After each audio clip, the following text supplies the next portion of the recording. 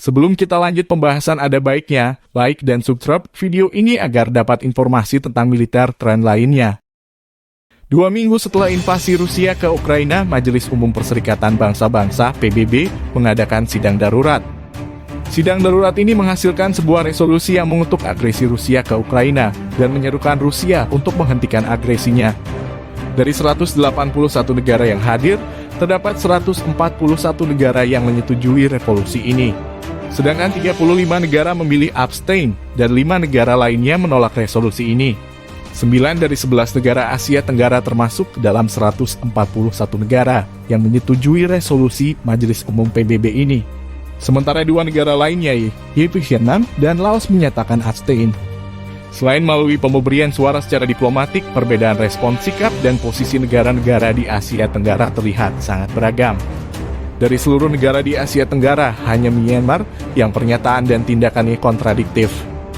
Pada 25 Februari 2022, melalui juru bicara junta Myanmar, Saw Min Tun, menyatakan bahwa keputusan Rusia untuk menyerang Ukraina adalah benar sebagai bentuk mempertahankan kedaulatan negaranya.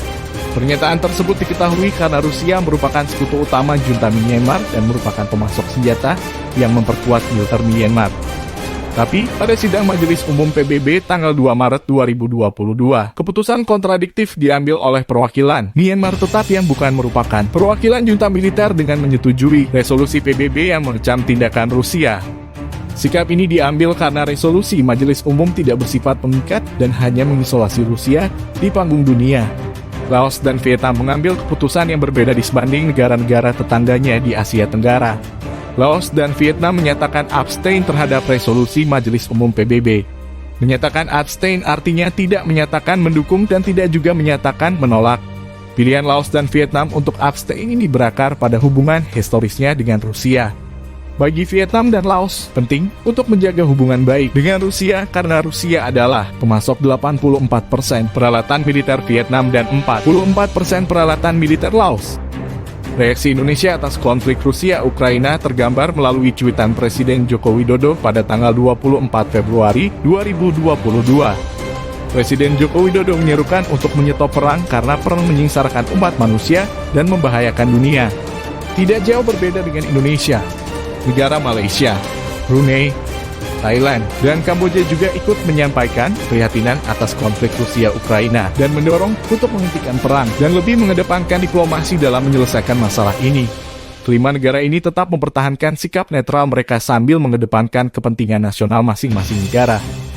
Dari 11 negara di Asia Tenggara, Singapura adalah negara yang paling tegas dan berani menanggapi konflik ini. Selain mengecam invasi Rusia ke Ukraina, pada 5 Maret 2022, Singapura menjatuhkan sanksi kepada 4 bank Rusia dan menerapkan kontrol ekspor. Singapura menerapkan larangan ekspor barang elektronik, komputer, dan militer yang dianggap dapat membahayakan Ukraina. Dengan sanksi tersebut, terdapat 4 bank Rusia yang dilarang melakukan transaksi dan pelayanan, yaitu perusahaan saham gabungan publik Bank VTB, Bank Korporasi untuk Pembangunan dan Urusan Ekonomi Asing Vestnombank, perusahaan saham gabungan publik Pромсвязьбанk, dan Bank Rusia ASEAN, organisasi regional yang beranggotakan negara-negara di kawasan Asia Tenggara, turut serta memberikan pernyataan mengenai konflik ini. Menteri Urusan Luar Negeri ASEAN menyatakan we therefore call for an immediate ceasefire or armistice and continuation of political dialogue that will lead sustainable peace in Ukraine. We underline the importance of a ceasefire to create an enabling environment for negotiation to address the current crisis and avoid expanding suffering of innocent people. Pernyataan ASEAN ini dianggap lemah karena tidak adanya kata Rusia ataupun invasi dan hanya menyerukan untuk mengadakan negosiasi damai.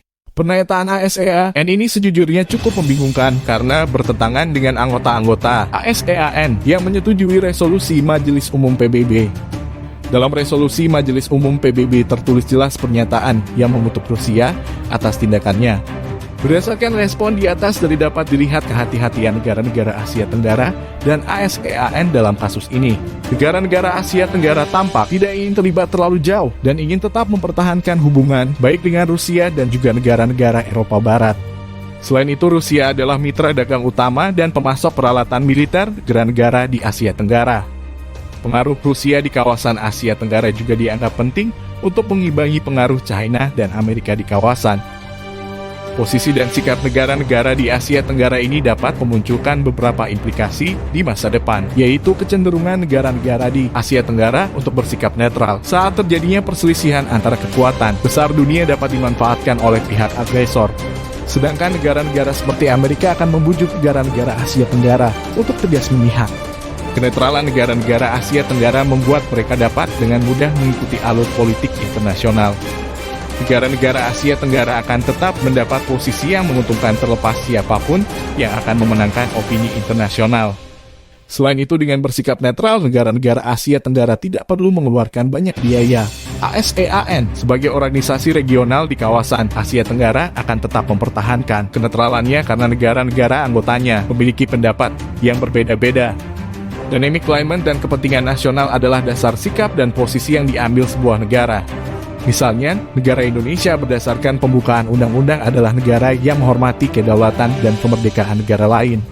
Tetapi pada saat yang bersamaan, Indonesia sebagai Presiden G20 tidak dapat merespon tindakan Rusia dengan tegas. Hal tersebut dikarenakan ketergantungan Indonesia terhadap Rusia cukup besar dan Indonesia ini tetap mempunyai hubungan yang baik dengan Rusia